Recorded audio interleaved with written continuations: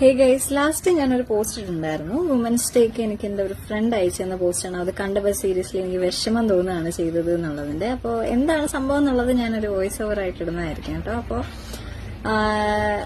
എന്തോ അത് കണ്ടതിന് ശേഷം എനിക്ക് മനസ്സിലായി ആളത്ര ശുഭകരമായിട്ടുള്ള രീതിയിലല്ല പോയിക്കൊണ്ടിരിക്കുന്നത്. ഞാൻ അപ്പോഴേ ആളുമായിട്ട് ചാറ്റ് ചെയ്യുകയും കോണ്ടാക്ട് ചെയ്യുകയും ചെയ്തായിരുന്നു. അപ്പോൾ എനിക്ക് മനസ്സിലായി ഇച്ചിരി കയ്യിൽ നിന്ന് പോയിരിക്കുകയാണെന്നുള്ളത്. അപ്പോൾ ആള് എന്താ പറയാ ഓപ്പണായി കുറെ സംസാരിച്ചു.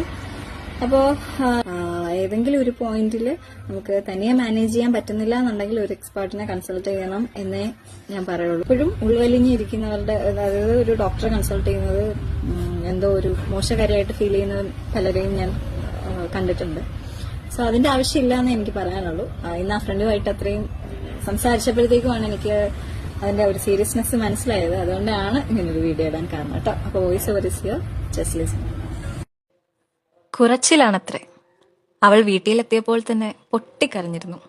കലങ്ങിയ കണ്ണുകളിൽ നോക്കി അമ്മ ചോദിച്ചു, വഴക്കിട്ടായിരിക്കും വരവ് അല്ലേ? കുറച്ചൊക്കെ സഹിക്കേണ്ടത് നമ്മൾ പെണ്ണുങ്ങൾ തന്നെയാ എന്നമ്മ പെറുപെറുത്തു. നീ എന്നാ തിരിച്ചു പോകുന്നത് എന്നും ചോദിച്ചാണ് അച്ഛൻ കയറി വന്നത്. ഉള്ളിൽ പൊട്ടിക്കരഞ്ഞുകൊണ്ട് പുറമെ പുഞ്ചിരിച്ച് അവൾ അച്ഛനെ കെട്ടിപ്പിടിച്ചു. മനസ്സുരുകി അവൾ പറഞ്ഞു, നാളെ പോകുവച്ച.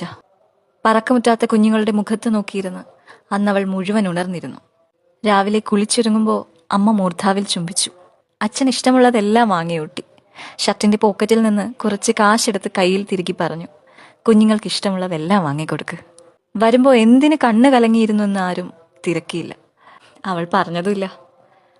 ജംഗ്ഷനിൽ നിന്ന് ആങ്ങളുടെ കൂട്ടുകാരന്റെ ഓട്ടോറിക്ഷയിൽ കയറിയിരുന്ന് അവൾ എല്ലാവരെയും നോക്കിയൊന്ന് പുഞ്ചിരിച്ചു. അമ്മയൊന്ന് കരഞ്ഞു. അച്ഛന്റെ കണ്ണ് നിറഞ്ഞിരുന്നു. എന്തിനു വേണ്ടിയെന്ന് ഇനിയും അറിയില്ല. മകളെ ഇഷ്ടമാണ്, പക്ഷേ കെട്ടിച്ച പെണ്ണ് വീട്ടിലിങ്ങനെ നിന്നാൽ ആളുകൾ എന്ത് പറയും? കുറച്ചിലാണത്ര. ആഴ്ച ഒന്ന് കഴിഞ്ഞു. അമ്മ അല്ലറി കരയുന്നുണ്ട്. അച്ഛൻ തേങ്ങുന്നുണ്ട്. അവൾ മാത്രം ഒന്നും കണ്ടില്ല, കേട്ടില്ല. ആരും അവളെയും കണ്ടില്ല.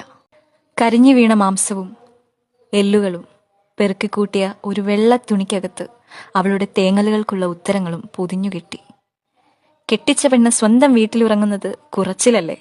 മണ്ണിനടിയിൽ അവൾ സുഖമായി ഉറങ്ങട്ടെ.